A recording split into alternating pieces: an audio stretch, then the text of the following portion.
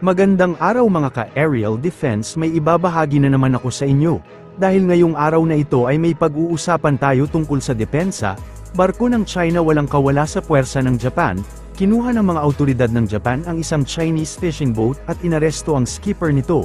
Sinabi ng mga autoridad noong Biyernes, 2月12日木曜日の午後0時頃、屋久島西方の我が国の排他的経済水域において、水産庁漁業取締船が立ち入り検査を拒否した中国漁船の船長を逮捕したと承知しています。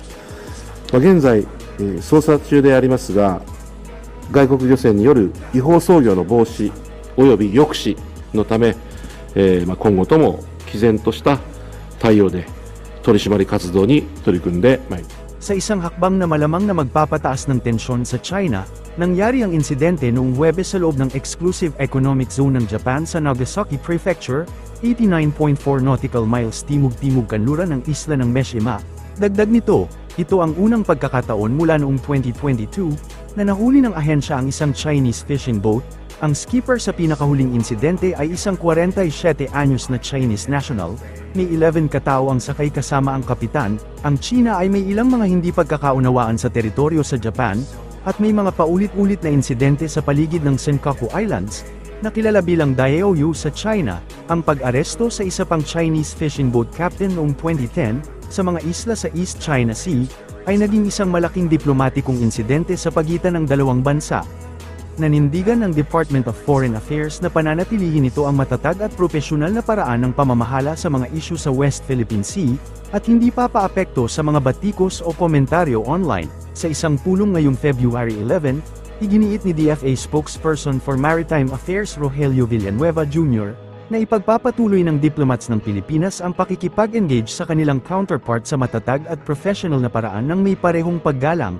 Ipagpapatuloy din ng DFA ang pagpapatupad ng direktiba ng Pangulo bilang Chief Architect ng Foreign Policy ng Pilipinas. The DFA also talk about the Philippines' perspectives and positions in the West Philippine Sea.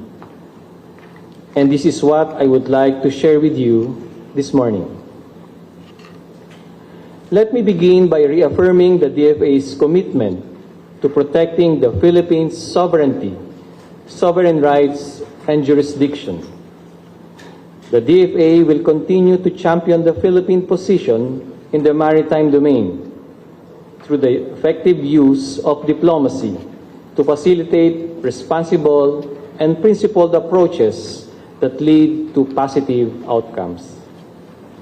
To help achieve this, we will continue to engage our counterparts in a firm and professional manner, consistent with the mutual respect that must prevail in all diplomatic interactions. The DFA will continue to be guided by the President's directive as the Chief Architect of Philippine foreign policy, and not to allow ourselves to be sidetracked by the jeers of some casual commentators, non-practitioners, and self-styled experts. There were those who wrongly thought that the letter of Foreign Affairs Secretary Maria Teresa Lazaro to Senator Risa Ontiveros was leaked, when in fact the Secretary gave the permission to the good senator to release it to the public.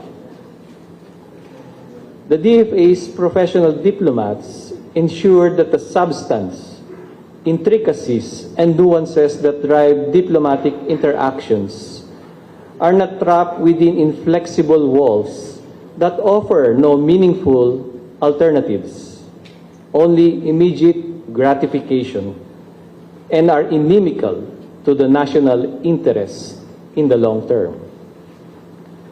While performative rhetoric is a reality in modern public discourse, the DFA has long ago resolved to conduct our work with the national interest as the sole consideration, not for fanfare, not for followers, and certainly not for likes, but solely for the national interest and welfare of the Filipino people. To this end, allow me to highlight the twin anchors of Philippine maritime policy: the United Nations Convention on the Law of the Sea, or UNCLOS, and the 2016 South China Sea Arbitral Award. They provide certainty, stability, and clarity through the often rough seas. This year is in fact the 10th year anniversary of the final and binding 2016 Arbitral Award, and the country looks forward to commemorating it in a manner befitting its significance, not only to the Philippines, but to the entire international community.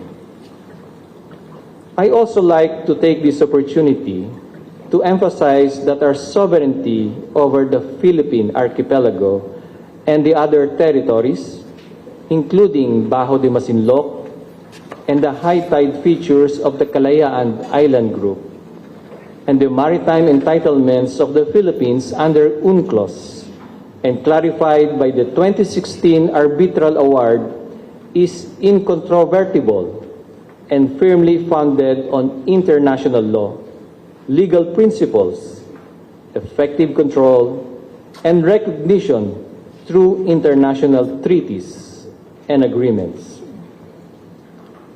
We recall the speech delivered by President Ferdinand R. Marcos Jr. during his keynote address at the 2024 Shangri-La Dialogue in Singapore, where he underscored our sovereignty over these territories. And I quote, "The Treaty of Paris between Spain and the United States crystallized our islands into a cohesive whole. The Treaty of Washington clarified that the extent of our sovereignty and our patrimony transcends the lines set by the international powers. The above-mentioned treaties, along with other agreements such as the 1930 United States-Great Britain Treaty, clearly and firmly state the extent of Philippine territory, as well as their meaning derived from the concrete and consistent demonstrations of sovereign authority and jurisdiction exercised by the Philippines over its territory through the centuries. The 1935, 1973, and 1987 Constitution of the Philippines, taken together, are clear on the legal basis and extent of the Philippine national territory. With respect to maritime entitlements derived from our territory, we likewise strictly adhere to international law. In connection with certain misconceptions in the public sphere, the DFA clarifies that maritime entitlements arise from territory, and sovereignty over high tide features are not contingent on whether or not they fall within the maritime zones of other land masses. In this regard, we should keep in mind that the Philippine Maritime Zones Act, RA 12064, which is consistent with UNCLOS, set forth that the maritime zones of the Philippines on the western side of the Philippine archipelago, including the Luzon Sea and the territorial seas of Bajo de Masinloc and the maritime features of the Kalayaan Island Group, shall be collectively called the West Philippine Sea. Furthermore, the high tide features covered by the Kalayaan Island Group in the West Philippine Sea shall have a territorial sea of 12 nautical miles from its baselines, as determined above. As such, the extent of what constitutes the West Philippine Sea, as well as our sovereignty over the Kalayaan Island Group and the territorial sea of its high tide features, are already explicitly established and are not contingent on whether or not they fall within the country's exclusive economic zone. Para sa mas madaming update tungkol sa ating depensa, paki-follow at like muna ng aming page na nasa description na ang link. Huwag mo na rin kalimutan mag-like, share and subscribe. Pindutin mo na rin ang bell para updated kayo sa aking mga bagong video. Maraming salamat po.